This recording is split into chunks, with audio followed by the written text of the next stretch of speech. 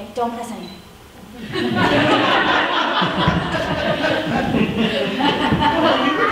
I'll explain all that's important. Okay, so my name is Ingram. I am an almost finished master's student here at Memorial University in the archaeology department. And I was hired as a graduate student to work on a Wells and Springs project with the Heritage Foundation. Now, in part of that research, it was funded by the Harris Center through the RBC Blue Water Project. And because I got the money, one of the things I had to do for them was do a presentation called the 2020 presentation. It's 20 slides sent on 20-second timers, and you just have to go. So I decided that I'm just going to do it again because I've done it before, and that way I know I'm done in 6 minutes and 20 seconds. It's like a sprint. Okay. So when I first started the project, I really had no idea what I was getting myself into. As an archaeologist, I usually deal with objects as opposed to people. And so when I was first approached to do a folklore project, I really didn't know what I was getting myself into in terms of what folklore was and how I was going to find that information for people. But the more that I did, and the more that I started talking to people, I realized that folklore is really all around us. Different traditions and memories and stories that people have, you know, they're ingrained in their upbringing and they're part of their lives, so it's really everywhere. And because water is such an essential factor of living, there was tons and tons of material for me to work with. So I've sort of organized all the information I found into 3 types of categories. The first is folklore and traditions that surround household use. So finding water, cleaning water, that sort of good stuff, carrying water.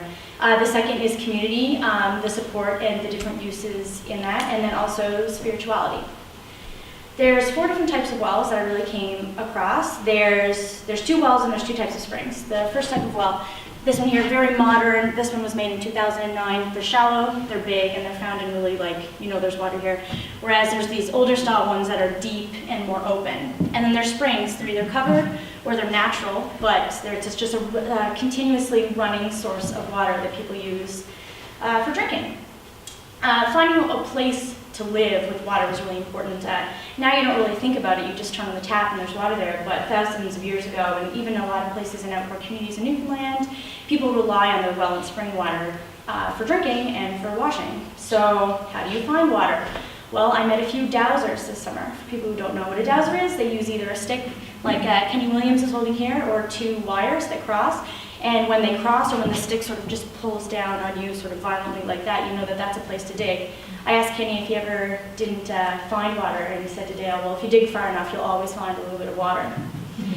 So once you find a source of water, you need to get it in your house. A lot of people used to use hoops in order to distribute the weight of the water and make it a lot easier to carry back and forth to the house. Whoever job it was could depend on if you were the oldest or you were the strongest in your household. And some people were even lucky enough, there's a few houses in Shea Heights that Shirley Holden told me about that had wells in their basements and in little rooms outside the house so you could just dip in. We've got a lot of stories about cleaning water. You have to keep your water clean, test the water out, but a lot of people also told me that even though they do clean their water and they get it tested, they're not concerned about it because they trust the natural source and it's the cleanest and purest water that they've ever tasted. There's a few different ways you can clean your well. Traditionally, it was lime and then Javex was used. You pump the water out, scrub the sides, and then let it rise and pump it out a couple times to clean it out. And then throughout the year, you could put a trout down in your well, and the trout would supposedly eat all the different sediment. This well here is out in Carbonear. It's on the Fitzgerald property, and it was the only well I found that still had a trout down in it, and I was really excited. They told me this really great story of how one day a brother was drunk and got hungry, so went and fished the trout out of the well and fried it up, and his father was not too pleased. Outside of St. John's, I found out that almost 85% of people rely on natural water, whether some of them they're hooked up to water sources, but they're not using it. Okay, so the second is community. Meeting places are really sort of something that wells represented.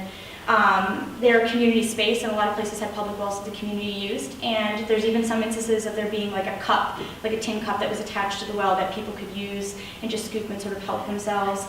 But they also represented more formal meeting places. This is a picture of Shirley Holden, her sister and mother on their family well, and they would gather on the well for a formal photo.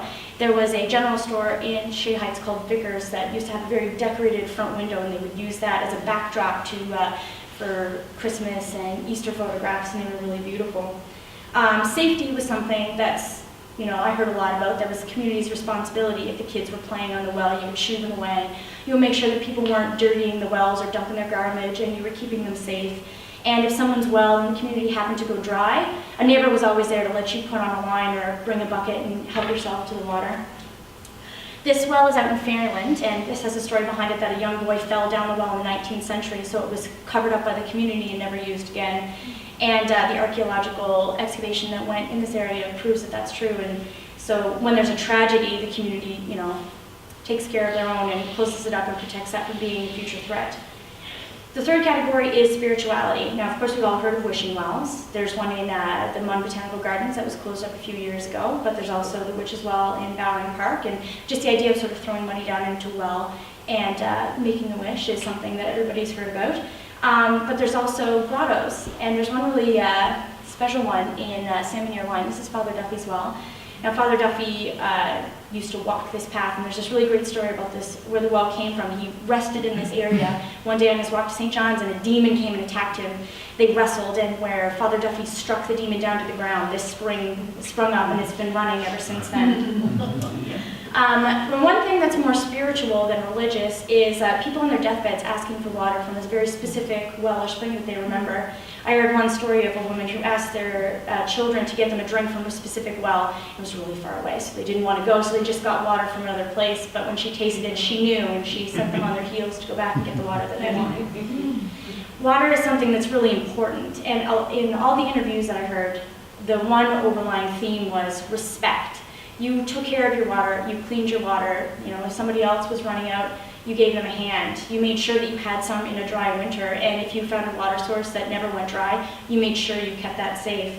And it's not really something that you think about when you live in the city. If you're thirsty, you just turn on the tap, and you don't really have to think about how important it is to have that and to make sure that that's there. So I think that's like one of the greatest lessons that I learned, and one of like the overlying things that I'd like to draw from this project. And one thing that I was able to do that I'm going to share in a second, I'm ahead of time. I made an infographic from all the information. This is available to look at on the DAI soon. And we've also got these, available at the office if you want to know how you could pick one up. If you're interested, you can let me know. But it's got a bunch of quotes and information that I gathered over the last 4 months of my project. Thank you.